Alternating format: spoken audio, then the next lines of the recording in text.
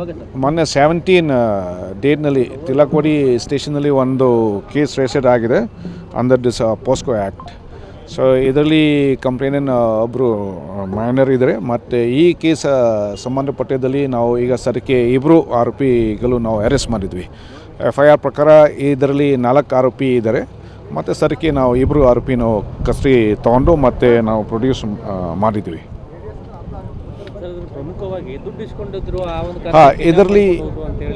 ಇದರಲ್ಲಿ ಏನಿದೆ ಒಂದು ಬಹಳ ಇಂಟ್ರೆಸ್ಟಿಂಗ್ ವಿಷಯ ಅಂದರೆ ಆ ಹುಡುಗಿ ಮೊದಲು ಹುಡುಗ ತಾಯಿ ಕಡೆಯಿಂದ ಸ್ವಲ್ಪ ದುಡ್ಡು ಲೋನ್ ಥರ ಅವರು ಇಸ್ಕೊಂಡಿದ್ದಾರೆ.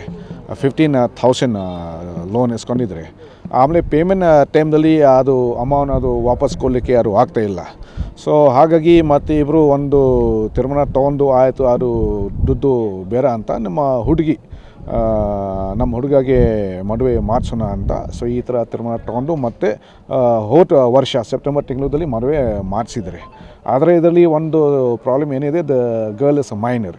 ಸೊ ಮೊನ್ನೆ ಇದು ಎಲ್ಲ ವಿಷಯ ಬಗ್ಗೆ ನಮ್ಮ ಗಮನಕ್ಕೆ ಬಂದಿದೆ ಮತ್ತು CBC ಕಡೆಯಿಂದ ಒಂದು ಕಂಪ್ಲೇಂಟ್ ಬಂದಿದೆ. ಸೊ ಇದು ಎಲ್ಲ ನಾವು ಕಾನೂನು ಪ್ರಕಾರ ಮತ್ತು ಈಗ ಕೇಸ್ ರಿಜಿಸ್ಟರ್ ಮಾಡಿದ್ವಿ ಮತ್ತು ಆಲ್ರೆಡಿ ಇಬ್ಬರು ಆರೋಪಿ ಅರೆಸ್ಟ್ ಆಗಿದೆ. ಸರ್, ಸಮಾಜಕ್ಕೆ ಏನು ಹೇಳ್ತೀರಿ? ಯಾಕಂದ್ರೆ ಬಾಲ್ಯ ವಿವಾಹ ಭಾಳ ಆಗ್ತಾ ಇರೋದು, ಒಂದು ಸಂದೇಶದಿಂದ ಕೊಡ್ಬೋದು.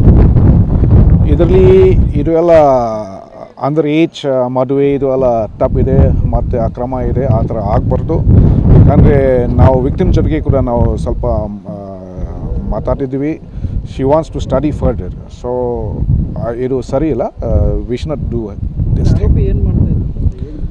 ಆರೋಪಿ ಅಂದರೆ ಗಂಡ ಅಂದರೆ ಅವನು ಯಾವುದೋ ಇದು ಸಣ್ಣ ಕೆಲಸ ಮಾಡ್ತಾಯಿದ್ದಾರೆ.